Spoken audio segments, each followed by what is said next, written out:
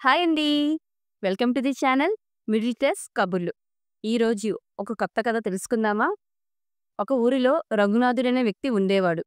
రఘునాథుడు చాలా గొప్ప ధనవంతుడు. వ్యాపారం వల్ల బాగా లాభం సంపాదించి గొప్ప ధనవంతుడయ్యాడు. కానీ చాలా స్వార్థపరుడు. ఎవరికీ పడడానికి ఇష్టపడని వ్యక్తి. తన సహాయం కోసం ఎవరు వచ్చినా ఏదో కారణం చెప్పి వాళ్ళు పంపించేసేవాడు. అలాంటి వ్యక్తి దగ్గరికి ఒకరోజు ఒక వృద్ధ సన్యాసి వస్తాడు. ఆ సన్యాసి వచ్చి, "రఘునాథ, నువ్వు చాలా గొప్పవాడివి కదా! నువ్వు చాలా ధనవంతుడివి కదా! నీ దయామతుల గురించి ఎవ్వరు ఎప్పుడు మాట్లాడుకోలేదు. చివరికి నువ్వు ఎవరికి సహాయం చేసినట్టు కూడా నేనెప్పుడు వినలేదు" అని అంటాడనమాట. దానికి రఘునాథుడు ఒక నవ్వు నవ్వి, "నేనెందుకు సహాయం చేయాలి?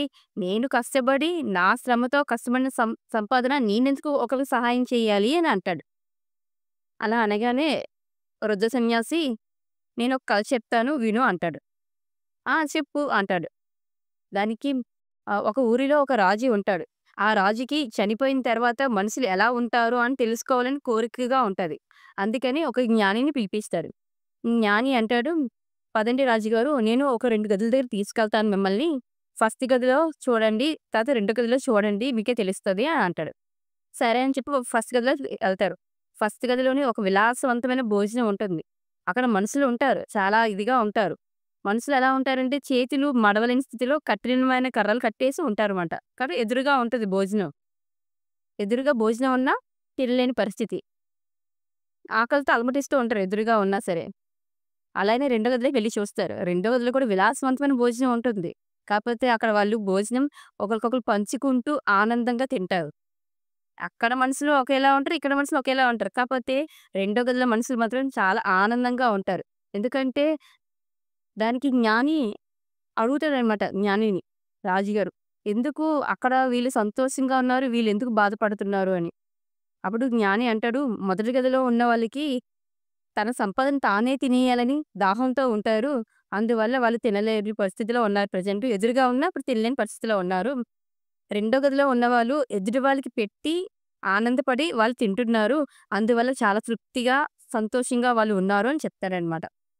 అలా అనగానే ఆ కథ వినగానే ఒక్క నిమిషం రఘునాథుడు తన్మయత్వంలో మునిగిపోతాడు. తను అప్పటినుంచి తనలో మార్పు స్టార్ట్ అవుతుంది. ఎప్పుడు ఎవ్వరికీ పెట్టలేని రఘునాథుడు కూడా ఒకళ్ళకి పెడితే మనం ఎదుటి వాళ్ళకి ఏమిస్తే అదే తిరిగి వస్తుందనే విషయాన్ని అక్కడ గమనిస్తాడనమాట. అప్పటినుంచి తనలో మార్పు వస్తుంది. అప్పటినుంచి తన సంపాదనలో కొంత భాగాన్ని లేని వాళ్ళకి సహాయం చేయడం, అందించడం ప్రారంభిస్తాడు. కథలోని నీతి ఏంటి? మనం ఎదుటి వాళ్ళకి ఏమిస్తే తిరిగి అదే కదా వస్తుంది. ఇలా ఎదుటి వాళ్ళకి ఇవ్వడం వల్ల మనకి తెలియని సంతోషం, ఉత్సాహం, ఆనందం కలుగుతుంది. అంతే కదా! మన దగ్గర కొద్దిగా భోజనం ఉందంటే మనం మాత్రమే తింటే మన కడుపు మాత్రం నిండుతుంది. అదే ఎదుటి వాళ్ళకి పెట్టి పెడితే వాళ్ళ కళ్ళల్లో చూసే ఆనందం ఎంత బావుంటుంది. మన కడుపు ఆటోమేటిక్‌గా నిండిపోతుంది వాళ్ళని చూసి. ఇంతే కదా! పరులకి ఏదిస్తే అదే మనకు తిరిగి లభిస్తుంది. అంతే ఫ్రెండ్స్.